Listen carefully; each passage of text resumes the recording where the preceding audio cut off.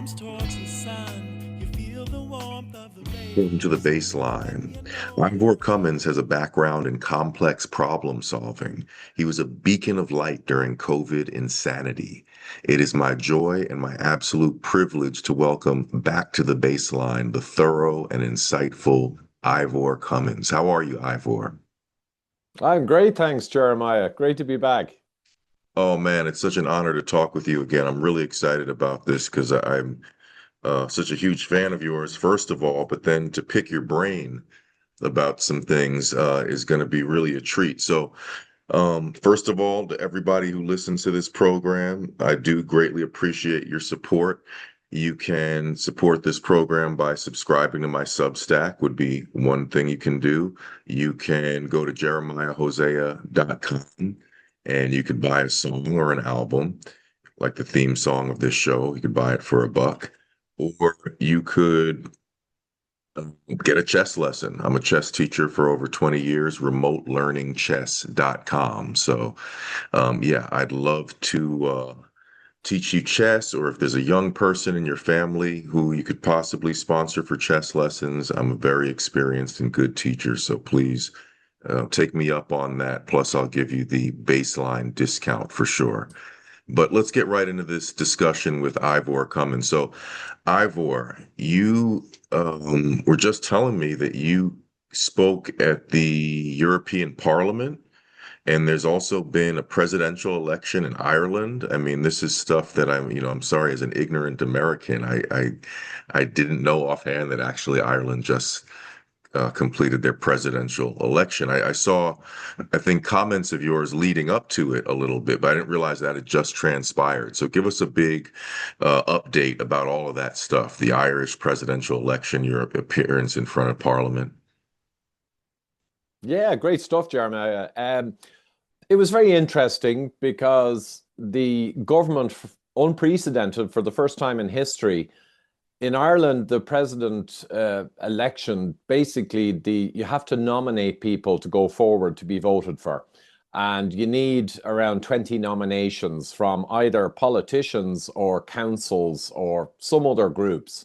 So inherently, it's a bit weird because you can't go ahead and be a populist president if the political system is against you, because they won't give you nominations. So that's always been the case. It's been tricky. But this time, the government, never before was this done, the two major parties instructed all of their councillors and, TDs to not nominate anyone else but their own party candidates.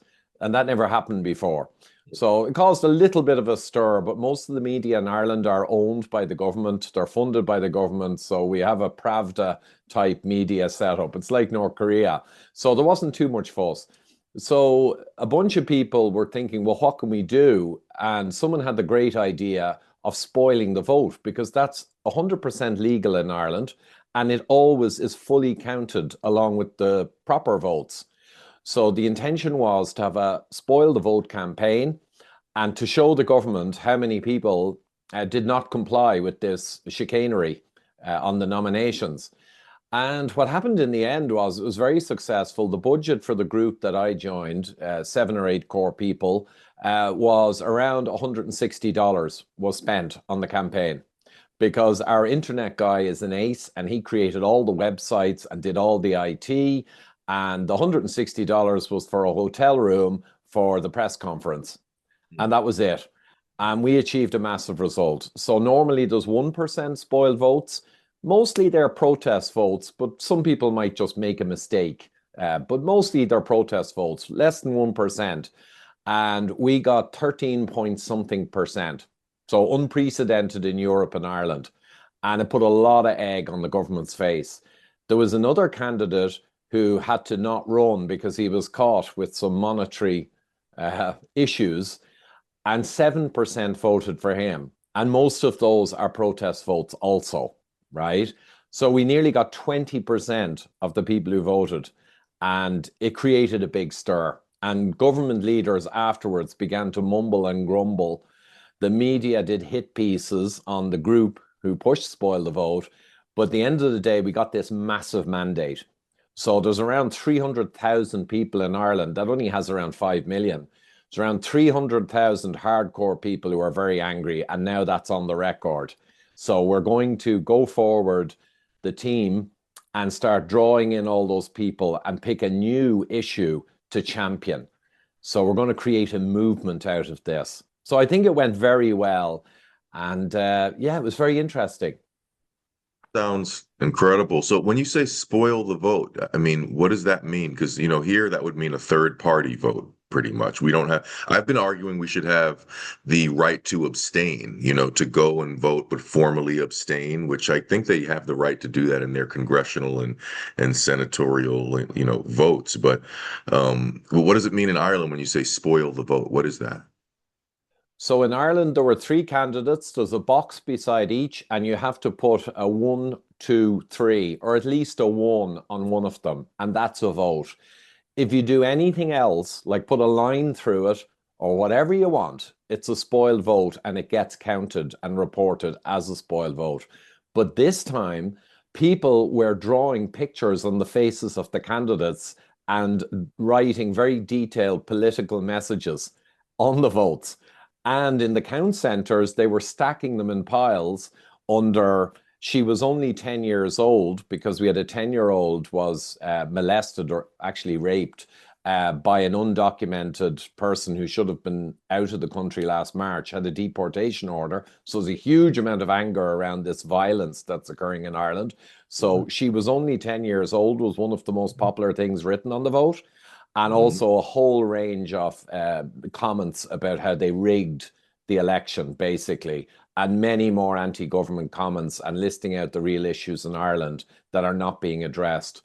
So spoiling means doing anything other than what you should do, but the people use the vote, and the pictures of these spoiled votes with all their messages went all over the place on Twitter and everywhere. That's incredible. I think we need more of that kind of thing. I mean, we talk about that in my nightly X space, Stop the Shots. We talk about the Uniparty quite a bit. I've written a couple articles about it. And I think, we have to do something to send these people a message. And it sounds like you guys are really doing something unique and something that could really set a great example over there in Ireland. Because yeah, I mean, one of the biggest problems I have with the whole uniparty thing is that people, they campaign with making certain promises and they completely don't fulfill their promises, and there's no penalty for it. There's no problem about it. And then furthermore, some of these people, they go into office and they wind up sponsoring or being involved with, especially here in the US with our aggressive foreign policy, they wind up being involved in heinous crimes. And the political base, they're just unfazed by what they've supported. They just, they keep bantering on about how bad the other guy is. But it's like, but you're not good yourself, and that should concern you. And then, and I mean, don't even get me started about the whole thing. I call it the 1-2 punch. Here in the US, the pattern that I've noticed in general is that when Republicans are in office, big events happen like 9/11 and COVID. And when Democrats are in office, they change the laws like gay marriage and, vaccine mandates and whatever. They're into changing the laws. But I would love to get into, because you alluded to it right there, this immigration issue, this immigration discussion that seemed to suddenly became a worldwide issue, in a sense that the Western world was just being flooded with people from various countries, and it all seemed to be happening at once, and there was no particular explanation about it. Now, I hate to be totally redundant because I had this conversation with my previous guest, who I'm not sure if you're familiar with him, but I think you guys would have a great chat, the family man, Jeremy Poole, who's from South Wales, but he lives in Spain now. He has a great BitChute and Rumble channel and puts out some really insightful videos and stuff. But this here in the United States, I'll just say that with Joe Biden, the previous administration, they suddenly allowed people to just start flooding into the country. And I've defied anybody to show me a video or a speech anywhere where Joe Biden said that this was going to be his administration's policy. I mean, it was just something that they just did. They never explained what they were doing. They never even vaguely attempted to justify it. It was just this sudden thing where, for the first time in my lifetime, it was just an open season at the border where you just walk right through and you'd see these images of just thousands and thousands of people just walking through the border that used to be, secured, quote unquote. And I'll say I'm not an anti-immigrant guy at all. I'm not into like demonizing people of particular groups of one kind or another. But my point is, our communities weren't doing that well in the first place. So how do you invite in a bunch of other people to take care of? And a lot of communities, especially the Black community in various segments of the country, really took this as a slap in the face, because they said, okay, you have no budget for us and for the improvement of our community, but then you have people in hotels getting stipends, getting funded or whatever. But the point is even if almost all of these folks are good, decent people who just want a better way of life for their families and whatnot, if you bring in 1,000 people at a time, well, 1 out of 1,000 is a rapist. 1 out of 1,000 is an arsonist. 1 out of 1,000 is going to do something harmful in one form or another, intentionally or by accident. So, what a stupid policy, basically, to just start flooding your own already underfunded, cared for communities when we just simply, it's like the old saying, you have to clean up your own backyard before you go try to clean up somebody else's. And we had a really, really messy backyard over here, and we're trying to invite everybody over to come and basically live with us, and we're going to take care of them. And, like I said, I'm not an anti-immigrant guy at all, but the whole thing made zero sense in terms of the stability of your society. So those are my thoughts about quickly about what's happening here in the United States. But tell me about what's happening in Europe, and particularly in Ireland, because it seems like Ireland seems to be, from what I've noticed, worse than even the average example of all of this that's happening. So yeah, give us an update and give us just some of your thoughts about what's happening with the immigration situation in Europe, specifically in Ireland, and what some of the motives for it might be. Yeah, it's insane over here in Ireland. So we're in the crosshairs. I interviewed Michael Yon, the Green Beret and war correspondent in Argentina last November, and he went through it all and the NGOs who are driving it. So the things you said are true. Nearly everything about this mass migration forced is they're features, they're not bugs. So all the bad things that you listed and more are the intention, sadly. Sounds like a bit of a conspiracy. Who would want to do that? Well, we have people on the record. Soros in 2015 in New York told Europe, you're going to have to flood the zone, essentially. And you're going to have X thousand dollars or euro per migrant. It's policy. The UN did a policy document called Replacement Migration, believe it or not, in 2001. And we know the UN is the organ of Rockefeller Brothers Fund and Bilderberg and WEF and all those guys. The UN works on behalf of them to create a world government and full control over the West. So we know that. And this is what's coming down the line.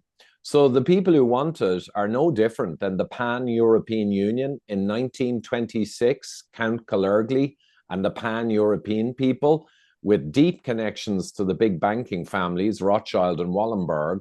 They wanted a European superstate, and they called out specifically, we're going to have to flood the zone of Europe with very different people to break up the nationality and sovereignty of Ireland and all the other countries. Because if you're going to make a superstate, you can't have nationalistic, proud countries in good shape, because they won't go along with the plan of a superstate or a global government. They'll resist. You can't have that. So this is a long history. There was a book written by actually a socialist lady, Weapons of Mass Migration, many decades ago. There's currently a book best-selling in Ireland from Dr. Owen Lenihan called Vandalizing Ireland on this topic. And I'm getting it today in the Post, and I'm going to interview him. But apparently he's put together all of the data on this madness.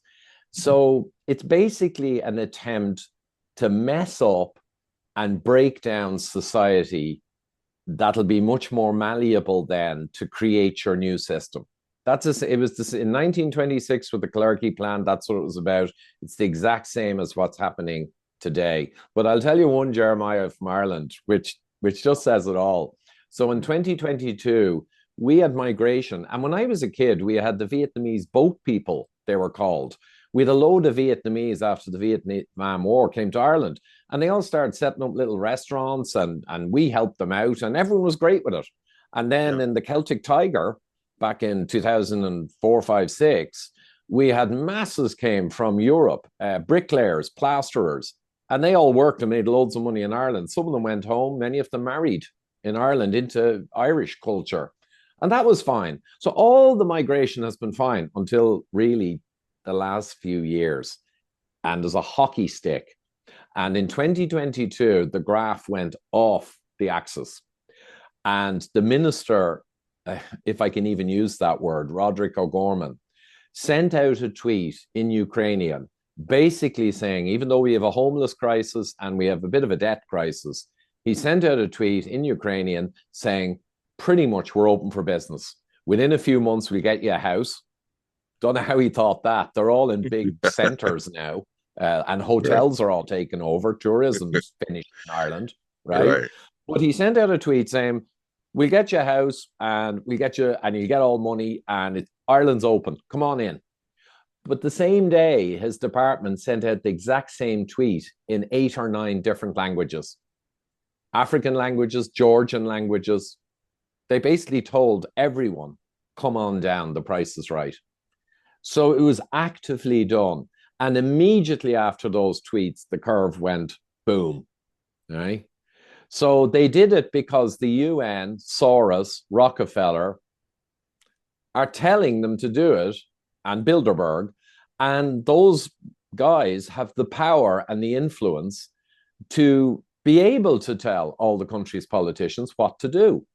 It's the same as COVID. The WHO basically pretended it cared, but it basically told everyone to go insane. And everyone did go insane because they listen to their leaders. And all of Ireland's politicians, or puppeticians, I call them, the Democrats are the same. And you know, they take the lead from the big boys up top. It's how it works. And they have to fool their electorate into continuing to be elected by telling them stuff, conservative stuff. Oh, we're going to do this and we're going to do that. But immediately when they get in, it's all far left madness, because that's what the boys on top are telling them to do. And they better do it. Or guess what? You're going to have issues. It's a scam. It's a scam. It's a pyramid, Ponzi, and it's led from the top by, quite frankly, some of the most evil people who ever walked our planet. It's funny when you say scam, it makes me smile because that's my son's new word. And he's discovered this concept of a scam. So my 7-year-old son is asking me every day, Papa, is that a scam? Is artificial flavor a scam? Is the subway system a scam? Climate change is the ultimate scam. I mean, that made COVID look scientific, it's mad. I hope we have time to get to that as well. Another thing I want to segue into, and we have a little bit of extra time, I guess, but not too much extra time really, but this is a pre-recorded episode of the Bassline. And this is going to be airing tomorrow, so not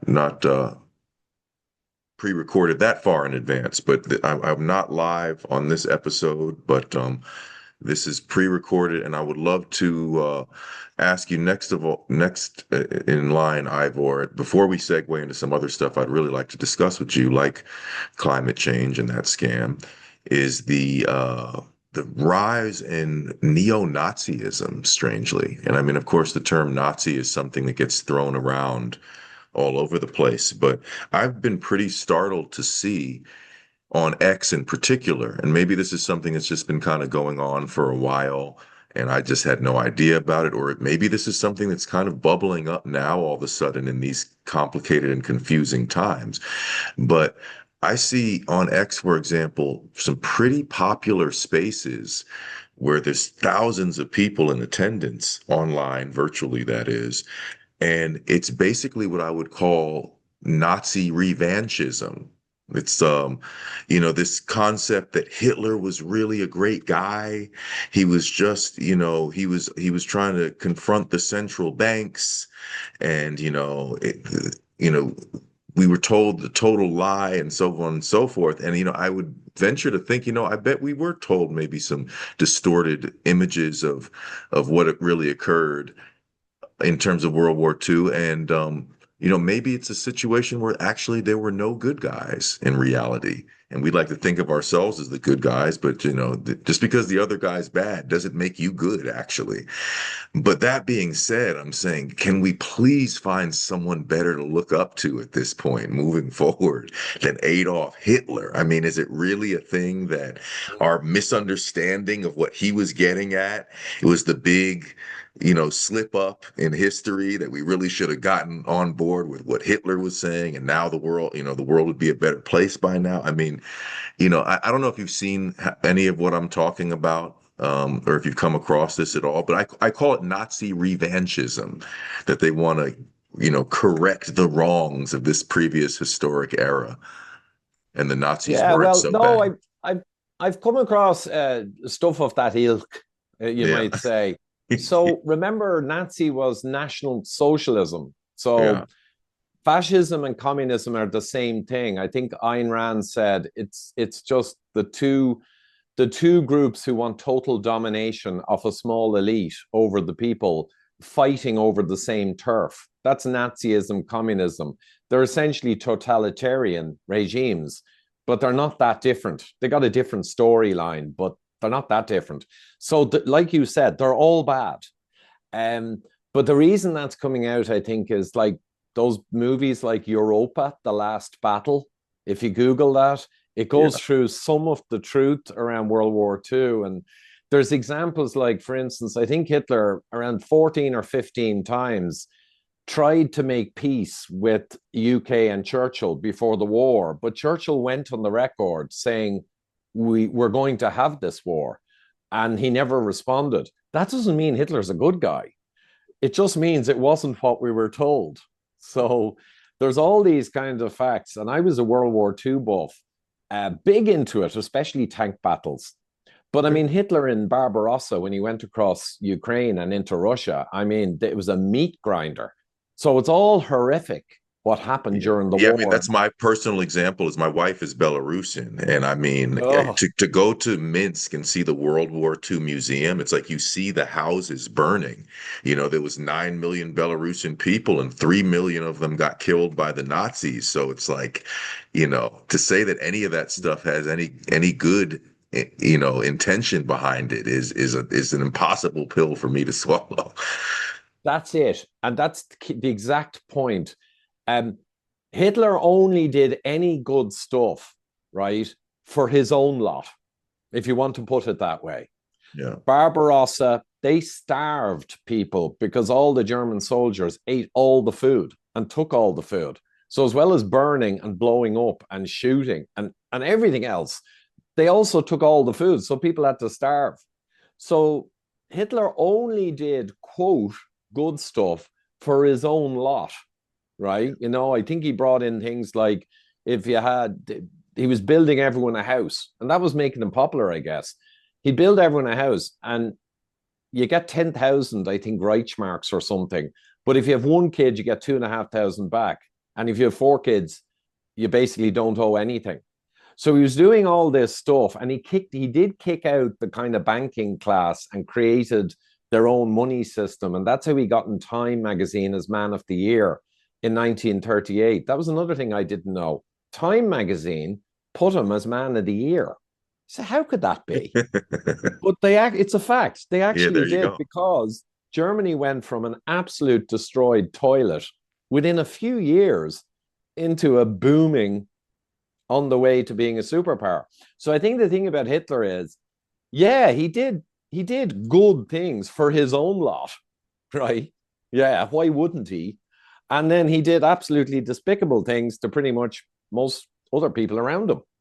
And I think that's it. So as Yeah. people now are feeling powerless and being flooded with mass migration and really beginning to hate their leaders, I think that might be why you're beginning to say, oh, maybe that guy wasn't so bad because at least he looked after his own lot. There might be a bit of that around because people are becoming aware he did do a lot of stuff for his own people, and maybe they're overlooking all the bad things he did to everyone else. That's Yeah. my guess. Yeah, no, I think you gave us a really good overview there, and that makes a lot of sense. And there's also just sort of the general phenomenon when you start getting sort of disoriented because you suddenly realize you've been lied to so much. It's kind of hard to discern where to draw the lines of what at all was ever true that was ever told to you, basically. And I could imagine it's easy to overshoot the target in some areas, and go maybe venture in the wrong direction a bit. But yeah, and I would love to get back to something that is really a central theme on this show, actually, which is just this whole question of the COVID vaccines and the coercive manner in which they were rolled out is the term, the vaccine rollout. And I've found that these shots have been incredibly injurious. It's a mystery to me how some people, they seem to have gotten their injection and they seem to be fine, and other people just drop dead immediately. Some people have serious side effects, and some people have smaller but considerable side effects. It's just it's a mixed bag. Dr. Ryan Cole referred to the shots as the Swiss Army knife of injury and death, because they could be associated with so many different weird symptoms and so on. But I mean, just I'll say quickly, there's an article I wrote called "We Missed Our Muhammad Ali Moment," and it references a paper that came out pretty early on that showed that the trial data, the even very flawed trial data that supported these shots, showed that they were negative efficacy and non-beneficial shots. And they just, let's just keep moving things right along. But it's like, well, based on this data, you don't give people this product. And it's my belief that that initial paper tells a big part of the story, in that I think these various types of COVID shots, obviously there's different types available in different parts of the world. Here in the US, we have the three main kinds, and J&J, who was new to the vaccine making business, they withdrew their product.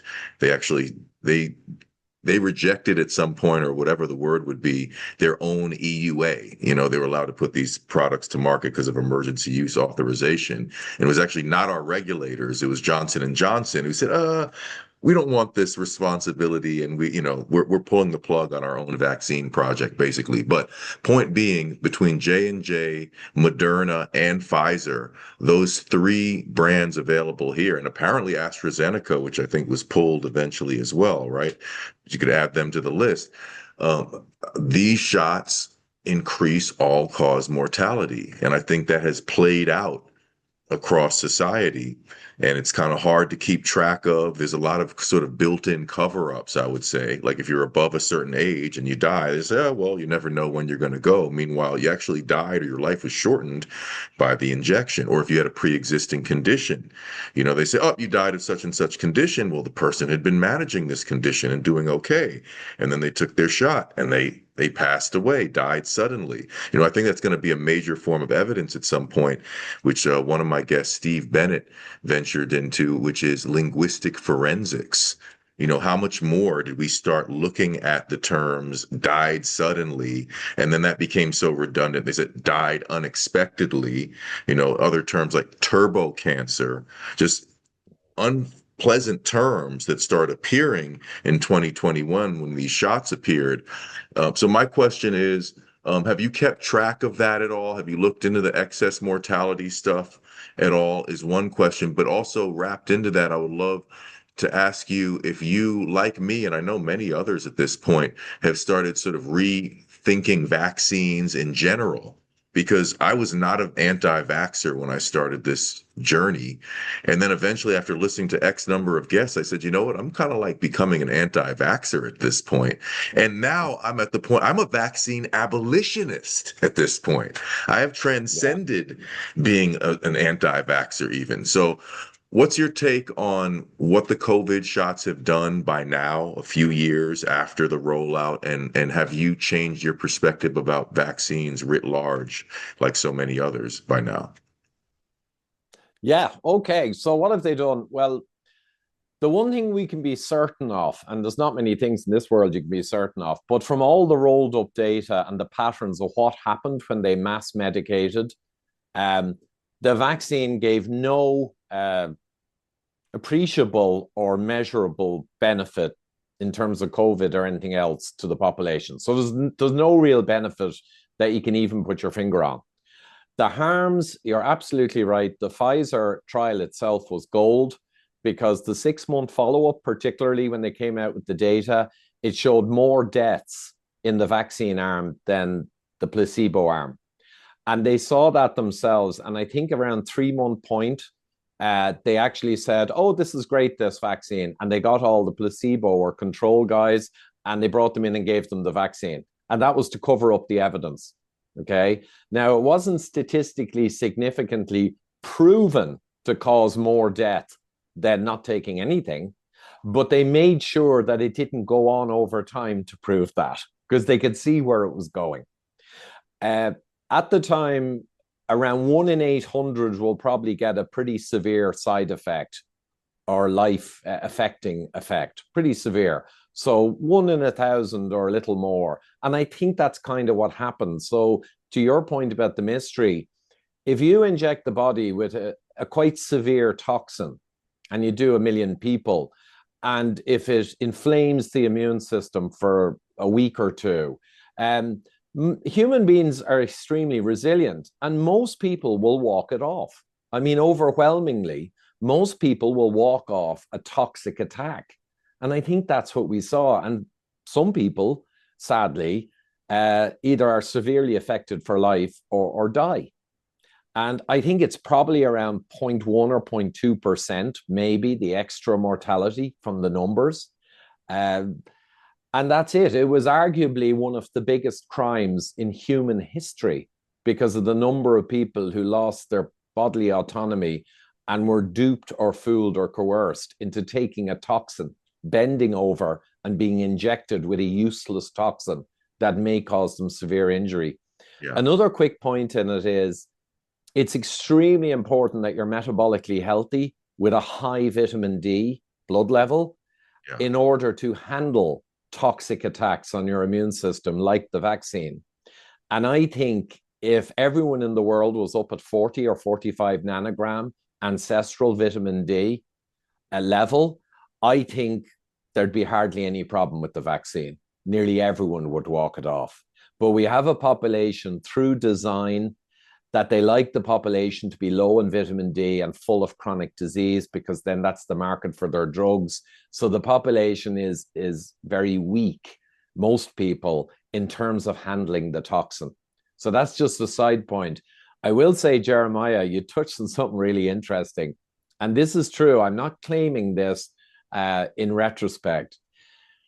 I interviewed a top immunologist, professor, vaccine developer, one of the top guys in Europe. And he told me off camera that what you'll probably see is the mRNA vaccines, he said, are the golden flagship. The reason all of this mandate is happening is because mRNA vaccines have issues. And if you didn't have a crisis like COVID, it'd probably take 30 years to get them approved, if at all. But he said with COVID, they'll have them in the market and approved in months. And he said, that's one of the reasons why this is happening, right? Yeah. And I then guessed later, I realized, hold on a minute, Johnson & Johnson have a traditional vaccine for COVID. And you're right, the AstraZeneca is a vector vaccine, kind of traditional. And Sinovac in China is just trivially traditional. And so is Russian Sputnik. And I said, I bet you they're going to ban those after a few months and make sure only the RNA is the one that's okay. And they did. And people produced papers showing that Moderna was way more toxic than AstraZeneca.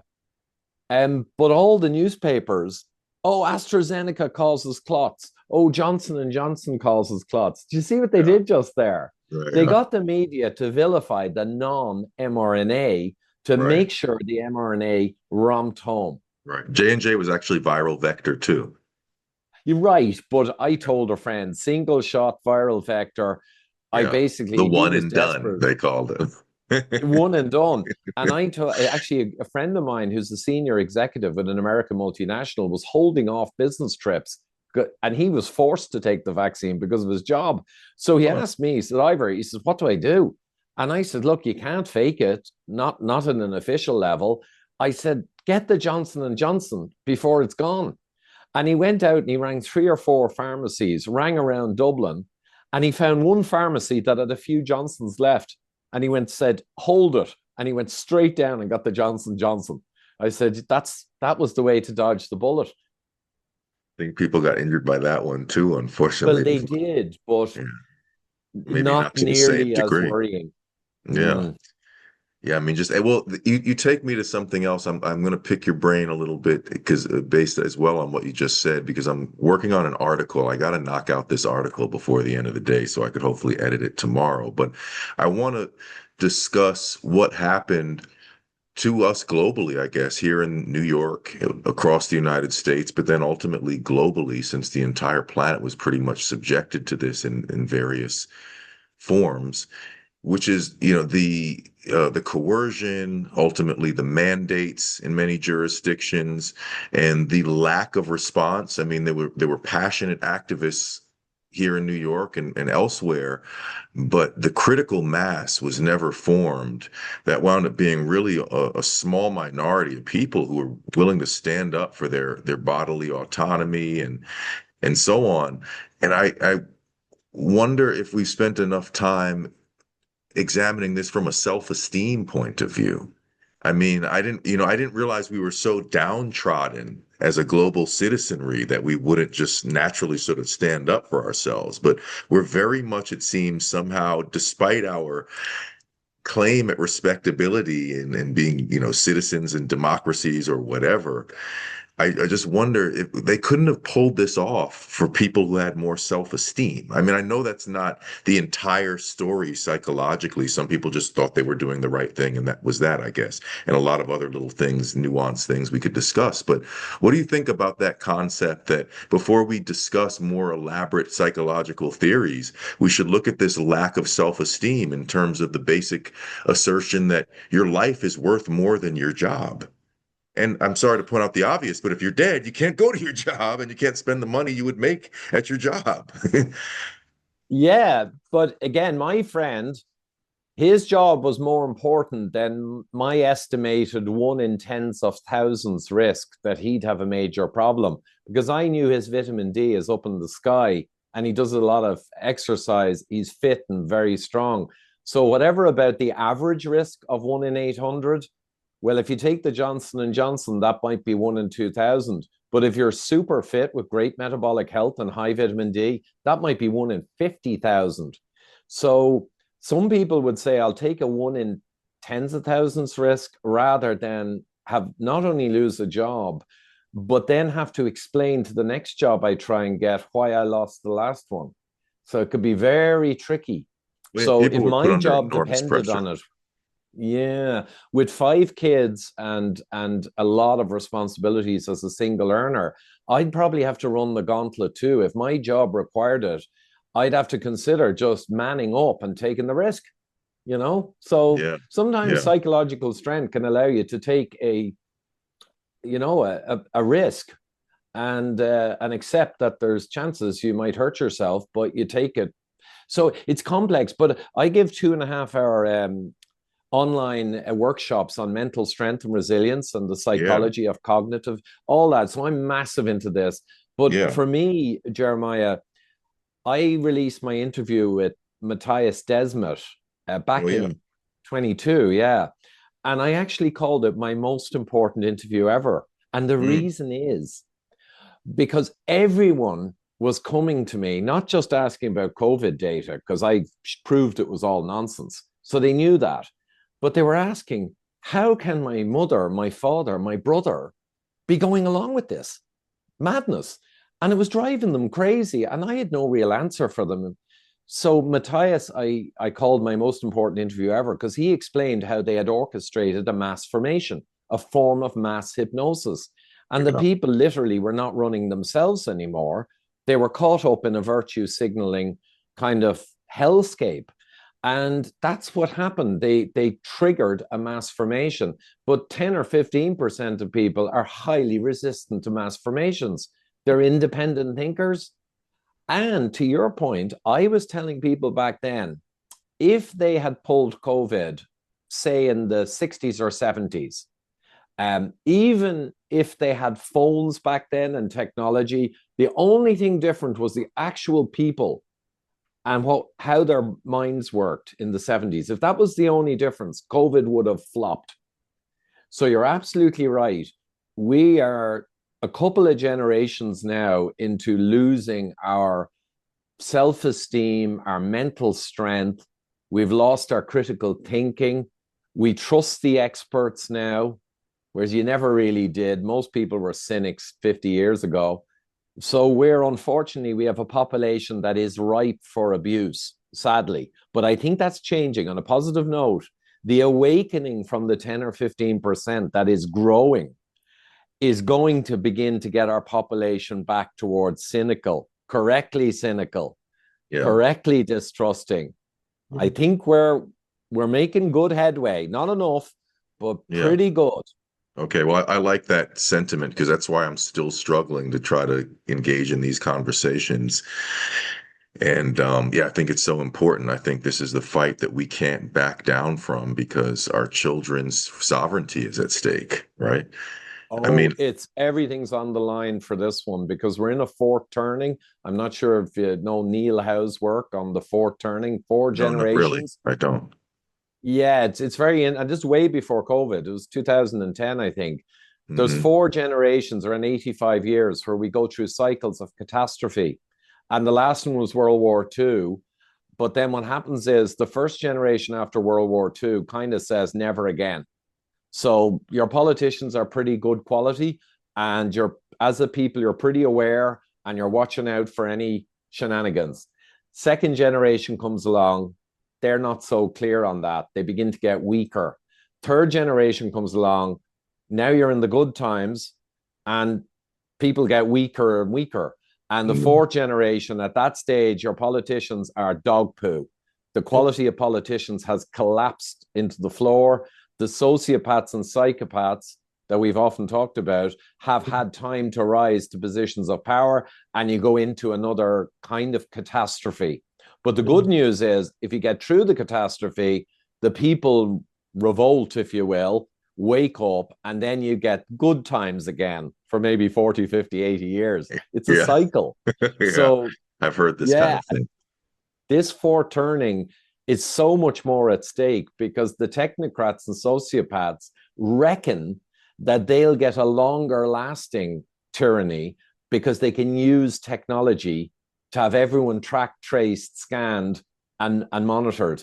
So you won't be able to have a revolution against them, you know? So this one's really important not to lose. And digital ID and central bank programmable currency that they're desperate to get in, they are really, really dangerous. So yeah, it's the most important battle of, not just our generation, of countless generations, really. So I want to ask you about climate stuff a little bit, but before we do that, I want to just get back to the question because we discussed the COVID shots in particular, but have you reconsidered vaccines writ large since these events? Absolutely. So I'm a data guy, but if something is a scam, I might not be aware because I just assume that it's not. With vaccines in 2016, I think I was over in China on business, and the corporation said, "Oh, you need to get vaccines." Now, they were not mandated. They just said, "Oh, go down to the local general doctor and the company doctor." So I went down. I was chatting to the doctor, very nice lady, and she slapped a couple of vaccines on my arm as I chatted to her. In other words, I have proof, zero anti-vax, and all the kids got their vaccines. After COVID, I did something different. I began to look into the data on vaccines. And I am done with all. It doesn't mean I'm scared of all of them. I think a lot of them are quite benign, but the whole thing is a house of cards. And that's why they attack people who criticize vaccines so hard, so violently, because it's a house of cards and they know it. And there's a book, Turtles All the Way Down. Yeah. And to find it, you have to Google that name, Turtles All the Way Down, and put words like vaccine in, because someone came out with another book of the same name Yeah, I to try to experienced that. censor. Yeah. If you read that, you find out, in my world, in engineering and in science, my whole life, the control or the placebo is everything. And I've always told engineers, without a control in an experiment, get out of my office. No Yeah. control, no science. And Yeah. guess what? Turtles All the Way Down shows go all the way back in history, and every vaccine experiment or trial assumes the previous one had a control. And you can go all the way back and there's no real control. So even if they were beneficial, cost benefit, even if that were true, there is zero scientific support for it because there's no control. Yeah. There's no proof. So, you know where some of that, I don't know when this actually started, but part of the justification for that is they say, well, we would love to have a control group, but it would be unethical for us to not give you your life-saving vaccine, so we can't have a control group. well, Jeremiah, they Yeah. did that the first time they did. Ethically, our drug is so good, we can't have a control group. One of the first major versions of that was chemotherapy. Because the initial trial in chemotherapy with control group, what happened was they split the people, chemo, no chemo, and they all died around the same time, 4.5 months later. So in other words, there was no real benefit. However, the chemo in the first 4 to 8 weeks did smash the cancer and also smash the person. But the cancer shrunk impressively in the first month or two. And even though everyone all died at the same time, they realized, oh my God, that means it's useless. So they jumped in and said, look how amazing it is. Look at the first 6 weeks, the tumor shrinks. And they said it's unethical to ever test against placebo again. That was chemotherapy. They did it also with, believe it or not, in the 2000s, they began to do it with blood pressure medications, because they realized after 30 years of blood pressure medications, all of them against placebo, none of them extended life. They just moved the number down, but they didn't extend life. So in the early 2000s, they realized, and they said, ethically, we can't test against placebo because the blood pressure drugs are so good. You can only test against another one. So like they've done it, vaccines, chemotherapy, and recently blood pressure. What else? There's a couple of other major classes of drug that are too useless to allow a placebo. It's nuts. People need to get on top of this stuff, as well as all-cause mortality being the proper metric. Because, Yes. what a perfect scam to say to a corporation, just provide us with a little bit of protection against COVID. And then we say, oh, look, there's your COVID antibody. We did our job. Sorry you got a heart attack. Sorry you got cancer. You didn't say anything about us not killing you. You just said you needed a little antibody or evidence that we've given you some protection or tried, and we're liability protected. So, tough luck for you, but we did our jobs. Where's our money? Well, you can tell your son that is a perfect scam. Exactly. Exactly. I'm going to tell him about this later. So, we just have about 5 minutes left here, but since we did mention it, and I know you've been outspoken about this as well, give us some quick info about what we need to know about the dangers of the climate change scam. And I'll just say quickly, in terms of my own 2 cents, quickly, is that, I as usual, I don't agree with point A or point B, meaning I don't agree with this whole notion of climate change as it has been described through mainstream, I hate to say the term mainstream, sorry, corporate media. And I know that, like, sea level rise has not occurred in the way in which they had warned us. You have Obama buying beachfront property for, $40 million or whatever. I mean, the guy wouldn't choose to live there if he was worried about the sea level rise as he's purported. And, for example, and there's a lot going on there that I think is totally dishonest, and there's an agenda behind it. But at the same time, I do think that we're polluting our environment too much, even if it's not, for example, raising the temperature or raising the sea level. I think we should be environmentalists as well as we can, because that does clearly relate to our health as a living organism on this planet. But it's just very concerning naturally that this notion of climate change then is going to be used to advance very much this sort of, I mean, sorry to use the term, but this new world order type of agenda in terms of the central bank digital currency and carbon credits and all this kind of stuff. So give us just a few minutes, if you could, about what's going on with the climate change scam. Yeah, or hoax. Some of, like, Professor William Happer prefers to use the word hoax. But either way, the thing about climate is when you actually look into the data as an engineer, and I was always the technologist at kind of the highest level of technical, it was just the way I was born. When you look into the data, you realize that it's nonsense, right? CO2 causing climate change or cowburbs is literally nonsense. It has a tiny effect, but the idea that it's a problematic, serious effect that will raise temperature enough to be relevant. In fact, the temperature raising a little bit just improves everyone's life. So temperature has raised a little bit over the last 100 years, and we've got 10 times the GDP per person in the world. Everything's got better, and climate-related deaths in the last 100 years have gone down 90-something%. So the extra little bit of temperature is actually fantastic. But in any case, the CO2 has a vanishingly small effect that has no real world relevance.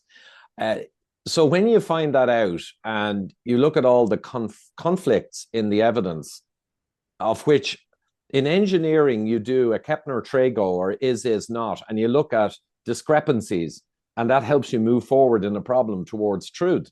You have to look at the distinctions, things that should be but are not, and it's a great system.